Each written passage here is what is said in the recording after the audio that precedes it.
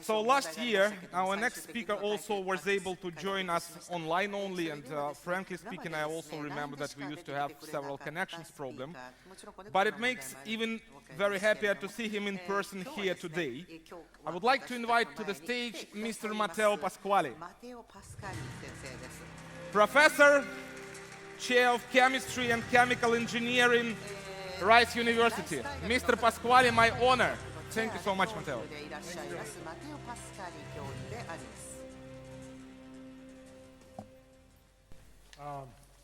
So good afternoon to all of you, and thanks again to Marina and the team for inviting me. So I'd like to give a talk about a better future for fossil hydrocarbons and carbon nanomaterials.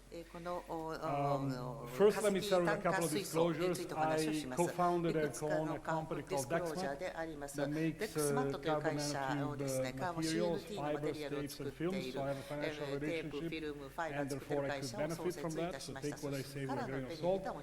I do not have a direct or indirect or advisory relationship with any other companies that make the carbon nanotubes. Dexmat does not make the carbon nanotubes. I'm very good friends with a lot of them, but I don't have anything to benefit.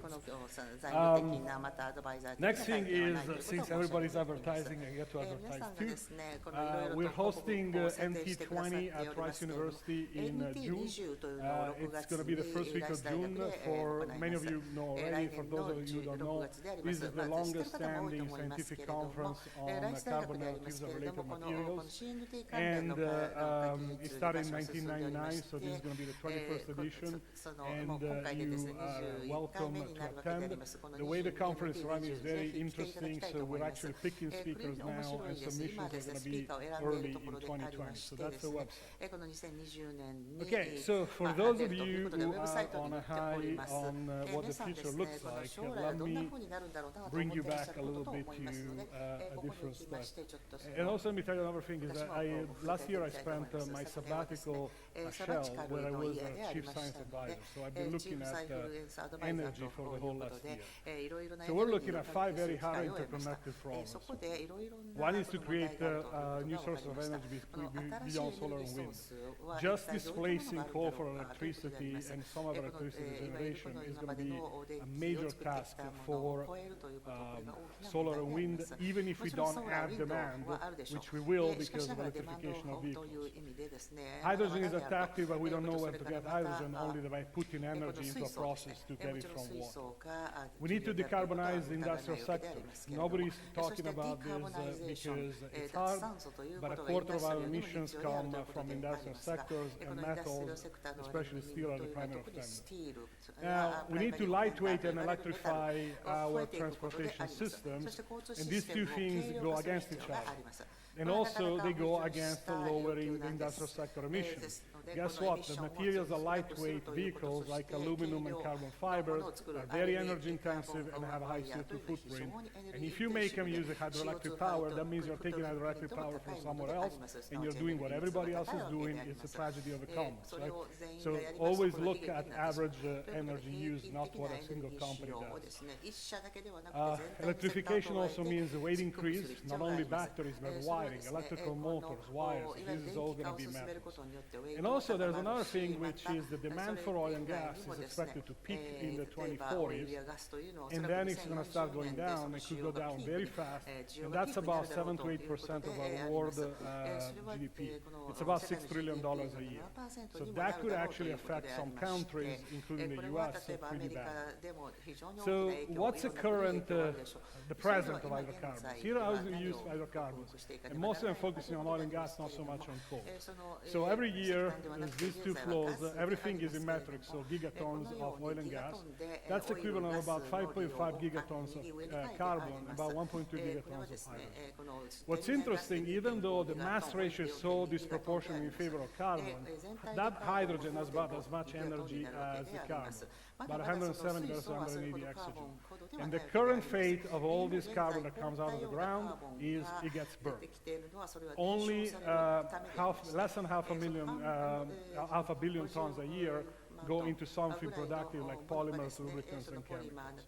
And so what can we do in a situation where we cannot continue to put CO2 into the atmosphere at the same rates that we've been doing? We really need to shut it down. And also, what do we do with all this carbon?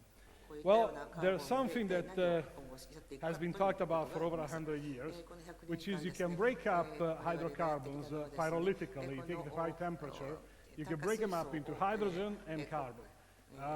For example, this is a patent from Shell from the 1940s on making valuable products from methane gases. Now, the reason why this always failed is not so much that it cannot be done technologically. It can, and of course, hydrogen then gives you a clean source of energy. The problem is, what do you do with that carbon? Because now we're talking about several billion tons a year of carbon. And so one has to find new value chains to convert hydrocarbons into carbon materials that are valuable and they have very large footprints. So where can we put them? This is a plot of the materials that we use after Ashby, and you can classify it into four broad areas. Now, one, look at the bottom right, that is carbon fibers. The reason carbon fibers are so small, it's not just that they're expensive, but they're also extremely CO2 intensive. And the two things actually go together because carbon fibers essentially come out of one of the light fractions of oil and gas. But there's so many steps and they're so inefficiently made that you end up emitting 25 kilos of carbon dioxide per kilo of carbon fibers. Now, you don't want to touch the green box because that's where photosynthesis fixes carbon for us. And you don't really want to touch the blue box in terms of displacing because that's polymers, and that's already the little bit of carbon that we fix into solid products. So you got two areas that are your left. One is you go after concrete, cement, and asphalt. Of course, asphalt already has carbon. The problem there is the values are really, really small. Now, the volumes are huge, but the values are small. Otherwise, you can go after metals. Now, the advantage of metals is that not only the volumes are there, but the values are higher, and you also have a progression of higher value to lower value, which scales inversely with the production rate. Now, how big is this? So, suppose we could actually do this and display some of the metals. If we just take steel, aluminum, and copper, and this is not what's getting recycled, this is what comes out of the ground every year, we're talking about 60 exajoules, which is about 12% of the world energy used. So if we didn't burn the carbon, but we stopped making these metals because we replace them with carbon, we would actually save the equivalent of 30% of the energy we get from burning oil and gas. Okay? Now, the other thing is, and this is huge, and it's much bigger than what we do for water, which is something that people talk about a lot. Another thing is chemically, we don't mine aluminum and iron, we mine their oxides. They have to be reduced, and they're reduced by transferring the oxygen, the oxygen onto carbon. So there's more CO2 emissions, and so about 22% of our deficit comes just from these three metals. The environmental devastation is huge. This is Mina Escondida. It's the biggest copper mine in the world. It pulls out about 1.1 million tons a year of copper. That's the tailing pond. The pit is over where the Google Map ponds is. That's Perdido. It's one of the largest platforms in the Gulf of Mexico. It takes about 6 times more material, and that's how big it is. It's as big as a track shot of Escondida. It's only about half the size of a soccer field. So for all the bad rap that oil and gas have, it is actually a fairly low impact way of extracting resources out of the ground. So what we could do is this, okay? We could start with hydrocarbons, turn them into some form of carbon, and then turn them into shapes and turn them into applications. And the key is we have to make a form of carbon that has structural integrity. The reason why the market for carbon saturates at about 15 million tons a year is because carbon black doesn't have structural integrity. But with respect to the last time this route was tried about 20 to 30 years ago, we have an advantage. We have two forms of carbon nanotubes and graphene, that actually can be shaped with known methods into articles that then have structural integrity and could be used in applications. Now, what about the balance of energy? Does this come for free? It actually, you have to pay energy to break something like methane into hydrogen and carbon. And that's the minimum thermodynamic energy. You need about 4.7 megajoules to break up a kilogram of methane into hydrogen and carbon. But you then have about 6 times more energy in the hydrogen. So if this process is reasonably efficient, you're going to have hydrogen left over, and you're going to have the material for free. So is it possible? Well, first of all, this is how carbon nanotubes are made. And I don't have to go through these in this audience, but they're made out of hydrocarbons. And in fact, methane is one of the major feedstocks. And they're all made with production of hydrogen, except that right now producers are making it on such a small amount compared to production of hydrogen that is currently unused or underused.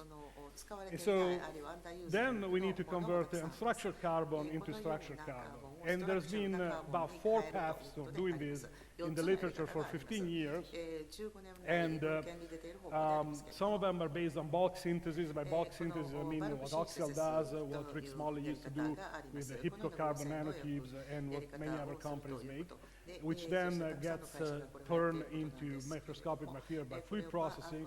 There's custom synthesis where you make stuff directly out of the reactor.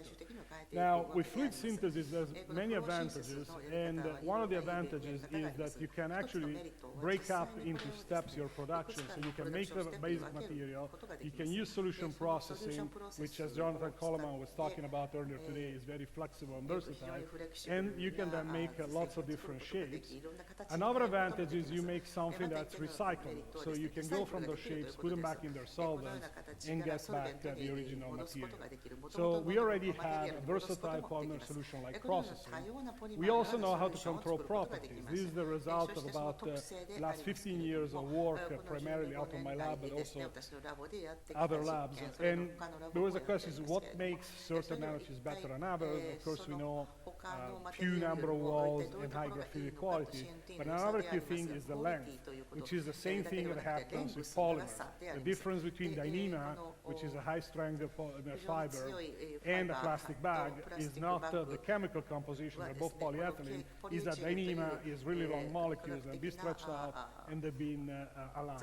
And so here what we see is if we control the length or the aspect ratio of the nanotubes, we can control the strength and the conductivity of the fibers, which means that already now with current technology, and there's samples, for example, in the exhibit by Dexmat, we can make materials that are in the same ballpark as copper, steel, and other aramids.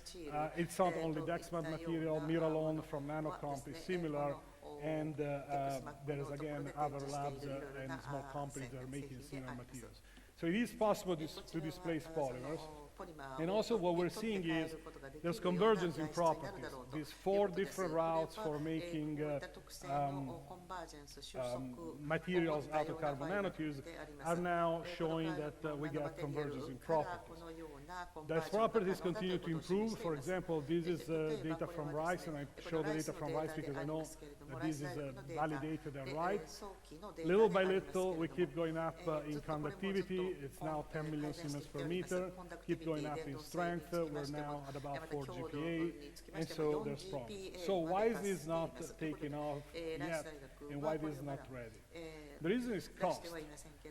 Again, from the same book by Michael Ashby shows where do large-scale material live, and it turns out they all live in a range from a few cents a kilogram to about 100 cents per kilogram.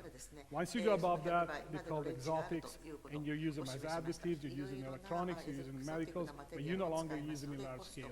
And that's where Fullerene nanotubes have lived, historically on the top side of the range, and now with Oxyal advantage at the bottom side of the range, but they're still very far.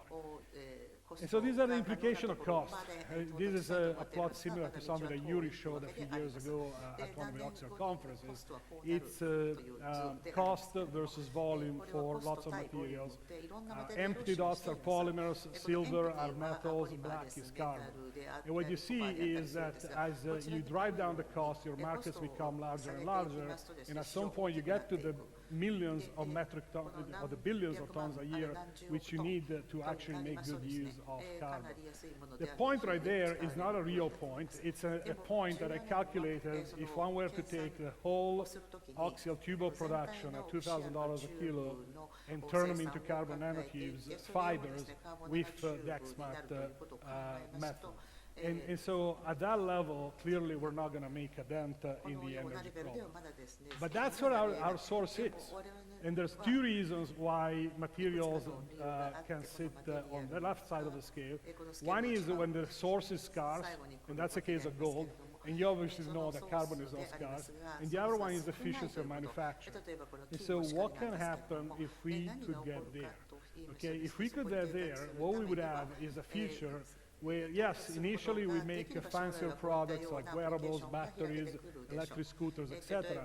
But at some point, we start displacing materials that have very high CO2 footprint, like carbon fibers and aluminum, and essentially we start going into CO2 avoidance. If we keep going forward and we start displacing steel in cars, we're making so much hydrogen that we can run the cars on the hydrogen. And if we take it all the way to the end to structural components, and we start making bridges and buildings, at that point we essentially have solved the CO2 problem. And there's a lot of science that has to be done. Okay? The reactors have been treated as black boxes, and there's a lot of synthesis that has to become better understood. And of course, Oxial is one of the companies at the forefront. But as I understand, also maybe it's possible to help them here.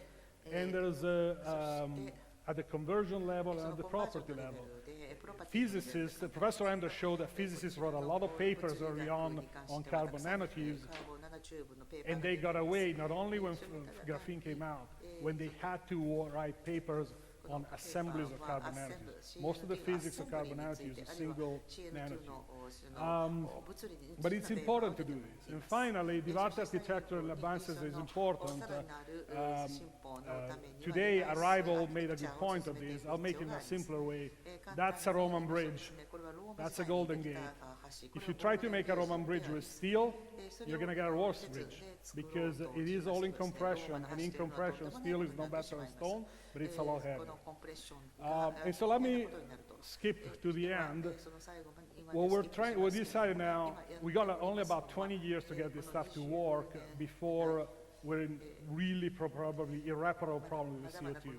And so we have a technology challenge, we have a value chain challenge. We need to start pushing these products out early on into value chain so that we can push efficiency and in the production, get hydrogen, and push costs down. And so we created a new institute, it's called the Carbon Hub at RISE, where we have academia, companies, and multiple universities participating, and really try to look at these things holistically, not only doing research, which is what I call the bottega, but also have a meeting place that's regular, have a way to affect policy, and have a way to learn and share. And very importantly, we need to align supply chains and value chains early on. We need to get people aligned at the beginning so that we know what is the opportunity for making nanotubes, what it is for converting into shapes, what it is to making products and devices. And we move forward and keep everything in line in terms of cost, production, and quality. And if we do it in a coordinated way, instead of letting market forces do this, we may be able to cut out half of the time to get there. And so here is my talk, and I'm saying, will you join us?